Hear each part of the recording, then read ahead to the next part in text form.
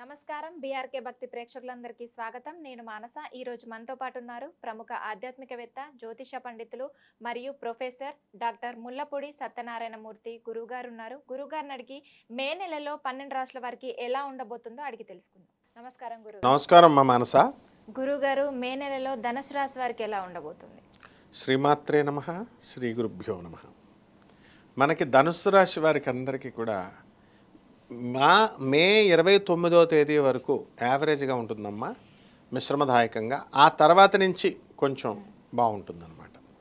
ఇకపోతే ఈ యొక్క మీన రాశిలో మనకి రాహువు మే 29 వరకు శనితో పాటు ఉంటాడు. శుక్రుడు మరి మేషరాశి ప్రవేశము, బుధుడు కూడా వృషభ రాశి ప్రవేశాలు ఉన్నాయి, సంచారాలు. అలాగే గురుడు మే 14 దాటిన తర్వాత 2025 సంవత్సరం నుంచి మిథున రాశిలోకి వస్తాడు.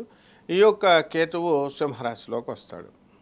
కాబట్టి ధనుస్సు రాశి వాళ్ళంతా కూడా భక్తులు అయిపోతారనమాట. అసలే భక్తి ఎక్కువ వీళ్ళకి. అలాంటిది గుళ్ళు గోపురాలు ఇవన్నీ కూడా పట్టుకొని తిరుగుతారు. ఇక ఆశ్రమాలు వచ్చే మన మే 2 వారాల తర్వాత నుంచి 3వ వారం 4వ వారం.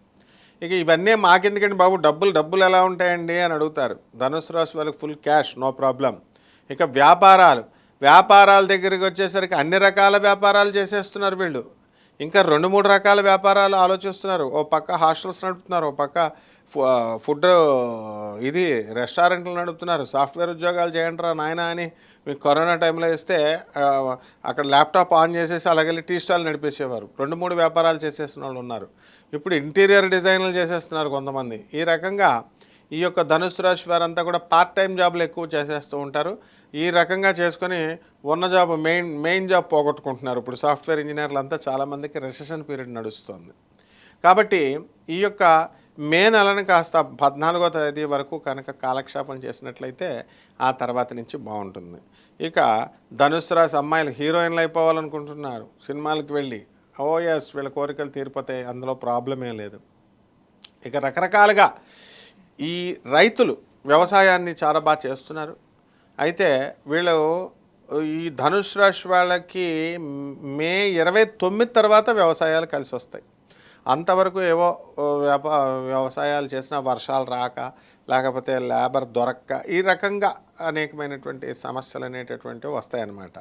రాజకీయ నాయకులకు ఎలా ఉంటుంది గురుగారు? రాజకీయ నాయకులకి ఈ గొడవలు, పోటీ, ఇప్పుడు కేవలం పదవులు ఒకటే కాదు కదా రాజకీయ నాయకులు, వాళ్ళు కూడా మనుషులే కదా. భార్యల వల్ల ప్రాబ్లంలు రావచ్చు, లవర్ల వల్ల ప్రాబ్లంలు రావచ్చు, అలాగే ఎదిరింటోళ్ళు పక్కింటోళ్ళ మీద పోటీదారులు, తోటి రాజకీయ నాయకులు వీళ్ళందరితో ప్రాబ్లమ్స్ రావచ్చు.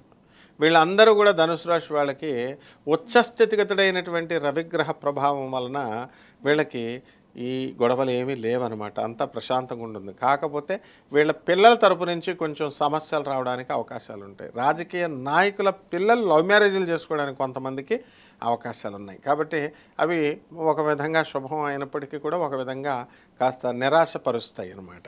అలాగే ఈ వ్యాపారాల దగ్గరికి వీరికి నామినేటెడ్ పోస్టులు కోసం ట్రై చేస్తూ ఉంటారు.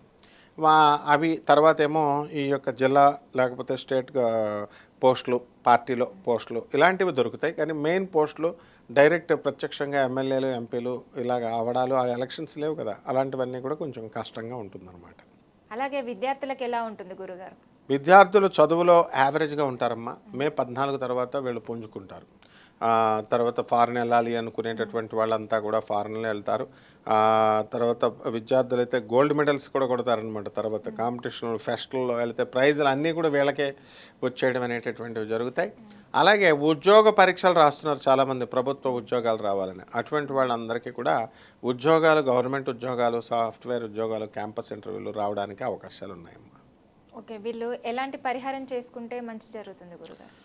ఈ పరిహారాల దగ్గరికి వచ్చేసరికి ధనుస్సు రాశి వారికి అర్ధాష్టమంలో నేచపట్టినటువంటి బుధుడు ఉండడము, రాహువు ఉండడము, అలాగే శని ఉండడము, వీటిలో రీత్యా ఇవన్నీ పరిశీలించిన తర్వాత బుధ జపం చేసుకోవాలా, బుధ స్తోత్రాలు చదువుకోవాలా. బుధుడికి కిలోంపావు పెసల్ని ఆకుపచ్చ రంగు ఉన్నటువంటి వస్త్రాన్ని వేసి పేద ప్రజలకి, పేద పంతులకి ఎప్పుడు బుధవారం నాడు ఉదయం కరెక్ట్గా తెల్లవారుజామున 5 గంటలకి దానం చేసుకోవాలి. అలాగే శ్రీ మహావిష్ణువు యొక్క సహస్రనామ పారాయణ, శ్రీ మహావిష్ణువు యొక్క నామాలతో అష్టోత్తర నామాలతో షోడశనామ నామాలతో పూజ చేయడం కానీ, లేదా రావి చెట్టును ఒకదాన్ని తీసుకొని ఆ రావి చెట్టుకు చక్కగా మీరు వాటర్ పోసి మరి గురువారం నాడు ఓం నమో నారాయణాయ అంటూ ఓం అశ్వత్థనారాయణాయ నమః అంటూ మీరు జపం చేసుకోవడం ద్వారా బ్రహ్మాండంగా ఉంటుందమ్మా.